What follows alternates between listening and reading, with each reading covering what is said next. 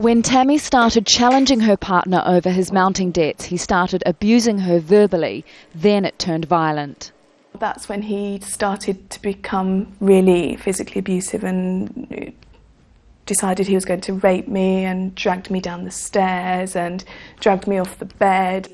To escape, she went to a women's refuge. I didn't have anywhere else I could go. I didn't have any other way of leaving the relationship. Tammy isn't alone. 1 in 4 women in the UK experience domestic violence. Every week, 2 women are killed by their current or ex-partners. Despite that, 31% of local government funding to the sector, or $3.8 million, was cut between 2010 and 2012. Most of the funding for women's services comes from local government. Some charities are warning the cuts will force some refuges to close.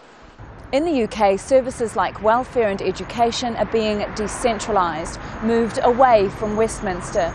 The problem for women's services is, they say, they've always been a low priority.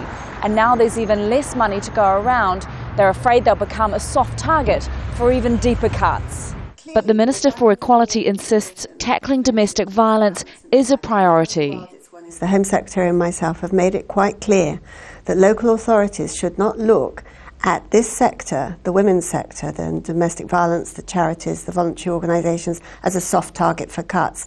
And to enforce that message, we've ring-fenced £40 million of central funding for domestic violence services.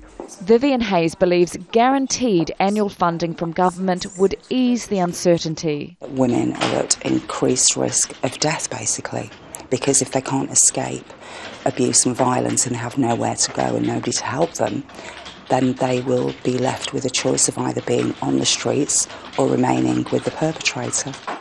For women like Tammy, the worst thing that could happen is that by the time they've mustered the courage to break free, no one is there to catch them. Tania Page, Al Jazeera, London.